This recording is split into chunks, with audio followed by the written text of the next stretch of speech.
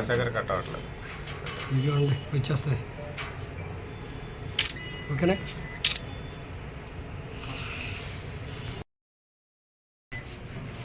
మీ అందరికీ తెలుసు, ఈ నెల 3వ తారీఖు నాడు మనకి ముమ్మడివరం మండలం తాణేలంక గ్రామంలో ఉన్నటువంటి డాక్టర్ బిఆర్ అంబేద్కర్ గురుకుల పాఠశాల నుంచి ఒక 10వ తరగతి చదువుతున్నటువంటి మైనర్ బాలికని ఒక వ్యక్తి, గిరి అనే వ్యక్తి తప్పుడు సమాచారం ఇచ్చి కాలేజీ ప్రిన్సిపాల్కి తప్పుడు సమాచారం ఇచ్చి కాలేజీ టీచర్స్కి వాళ్ళని తప్పుడు సమాచారం ఇచ్చి వాడిని మాయమాటలతో నమ్మించి ఆ బాలికని ఒక వేరే తన తాలూకు బంధువు అయినటువంటి ఒక స్త్రీ సహాయంతో బయటికి మెడికల్ ట్రీట్మెంట్ ఇప్పించాలనే ఒక మిష చేత ఆమెని బయటికి తీసుకురావడం జరిగింది.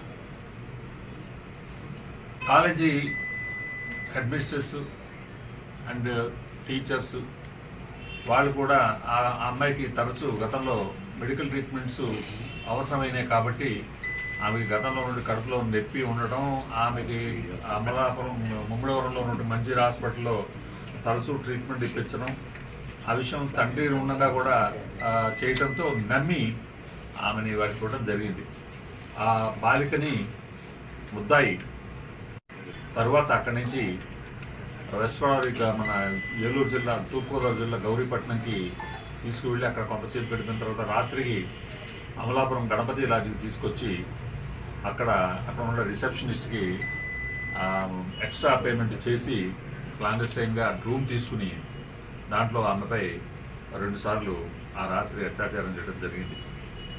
చేసి తిరిగి ఆ మరుసటి రోజు ఉదయం 4వ తారీఖు మార్నింగ్ మళ్ళీ ఆ బాలికని స్కూల్ తీసుకొచ్చి అతను మళ్ళీ దించివేశాడు.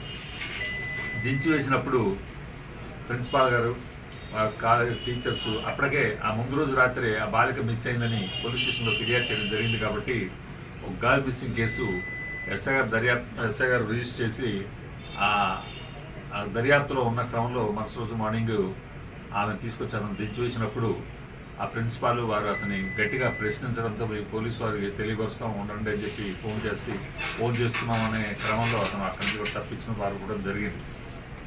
తర్వాత ఆ బాలికని వచ్చిన విషయాన్ని వారు పోలీసు వారు తెలియపరిస్తే పోలీసు వారు మన ముమ్మడివరం ఎస్ఐ గారు, ఓ మహిళా ఎస్ఐ గారు పిలిపించుకుని వారి చేత ఆమె ఆ పాప స్టేట్మెంట్ రికార్డ్ చేయించుకుని ఆ స్టేట్మెంట్ బేస్ చేసి సెక్షన్ 506 ఆఫ్ పోక్సో యాక్ట్ కింద కేసు నమోదు చేశారు. రేప్ కేసు నమోదు చేశారు. కిడ్నాప్ కేసు ఉంటుంది దాంట్లో సెక్షన్స్. కేసు నమోదు చేశారు. ఆ బాలికని మెడికల్ ట్రీట్మెంట్ నిమిత్తం గవర్నమెంట్ హాస్పిటల్కి పంపించడం జరిగింది. ఈ దర్యాప్తు డిఎస్పీ దర్యాప్తు, అందువల్ల నేను దర్యాప్తు చూడడం జరిగింది. ఈ దర్యాప్తులో భాగంగా మా ఎంక్వైరీలో, మా ఇన్వెస్టిగేషన్లో తేలింది ఏంటంటే ఈ బాలికని గత చాలా కాలంగా ఈ ముద్దాయి అయినటువంటి మోకా గిరిబాబు అనే వ్యక్తి ఈమె పట్ల లైంగికంగా ఆమె మీద చాలాసార్లు హత్య